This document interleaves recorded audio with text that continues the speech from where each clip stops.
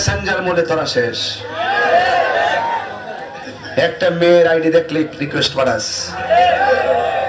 প্রথম লেখে আসসালামু আলাইকুম, হেমাদা লেখে ওয়ালাইকুম, আবার লেখে কেমন আছেন, হেমাদা লেখে ভালো আছি, আপনার বাড়ি কোথায়, বরিশাল, আপনার বাড়ি পটুয়াখালী।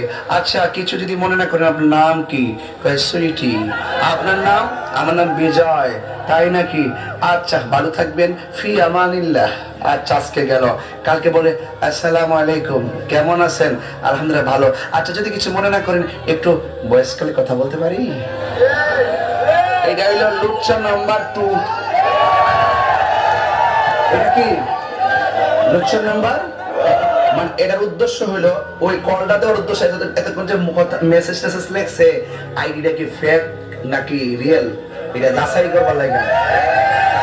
যে এই মাত্র কলটা দিয়ে শুনে যে আসসালামু আলাইকুম, আসসালাম, কে বলছেন? আমি সুইটি বলছি, একটু আগে আপনার সাথে কথা বলেছিলাম। আচ্ছা কি করেন আপনি? কি করেন? আমি কলেজে পড়ি। ও আচ্ছা আপনি? আমিও কলেজে পড়ি। আচ্ছা ঠিক আছে।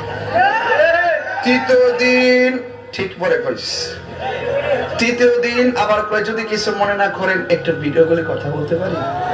এটা লুচ্চা নাম্বার 1।